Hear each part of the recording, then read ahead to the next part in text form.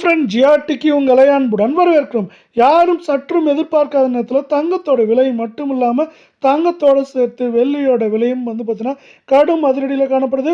தங்கத்தோட விலையானது தொடர் அதிரடியில் காணப்படுது அப்படிங்கிறது இன்னொரு அதிர்ச்சியான செய்தியாக பார்க்கப்படவில்லை. இது மேற்கொண்டு இந்த வாரத்தில் சரியுமா சரியாதா அப்படிங்கிறதுக்கான விடையை தெரிஞ்சுக்க நம்ம சேனலை சப்ஸ்கிரைப் பண்ணுங்கள். வீடியோவுக்கு ஒரே ஒரு லைக் போடுங்க. வெள்ளி விலை ஒரு கிராம் 235 காணப்பட்டது. கிராமுக்கு 5 ரூபாய் விலை வந்து 240. 8 கிராம் 1880 காணப்பட்டது. 40 விலையேற்றத்துடன் 1920 ரூபாயாக காணப்படுது.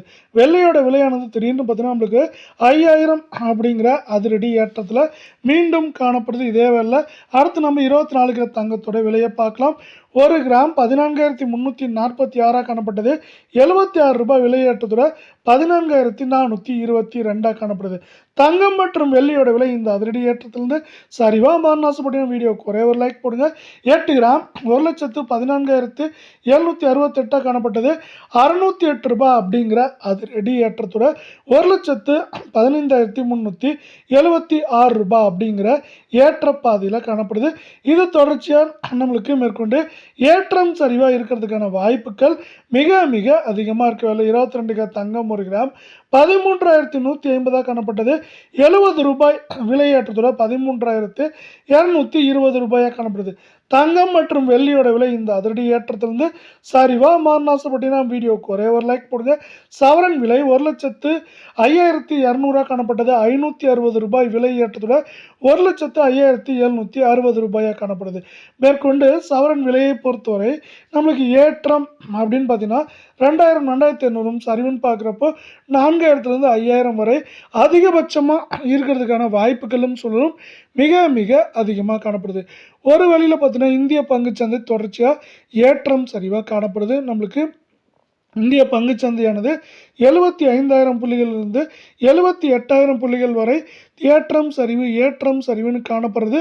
இந்த போக்கை சார்ந்து முதலீடுகள் பங்குச்சந்தைகள் அதிகமாகுது.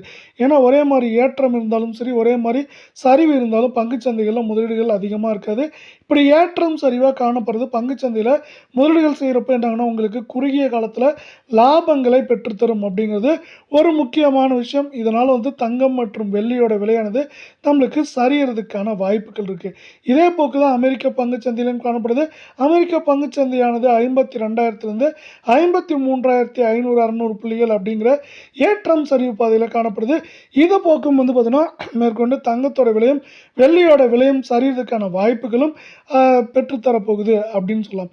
இது மாதிரியான காரணங்களால் தங்கம் மற்றும் வெள்ளியோட விலையானது சரியறதுக்கான வாய்ப்புகளும் சூழலும் அதிகமாக இருக்கவில்லை. இப்போ புவிசார் அரசியல் காரணமாக இப்போ கச்சா எண்ணெய் விலை ஏற்றம் அடையுமோ அப்படிங்கிற ஒரு எண்ணமும், அதே போல் ஒவ்வொரு நாடுகளும் கச்சா எண்ணெயை எப்படி அவங்க நாட்டுக்கு கொண்டு போகலாம் அப்படிங்கிற எண்ணம் காணப்படுது. இந்த போக்கானது பார்த்தீங்கன்னா தங்கம் மற்றும் வெள்ளியில் முதலீடுகள் குறைக்க வாய்ப்புகளையும், இதை சார்ந்து தங்கம் மற்றும் வெள்ளியோட விலை சரிய வாய்ப்புகளும் அதிகமாக இருக்கு.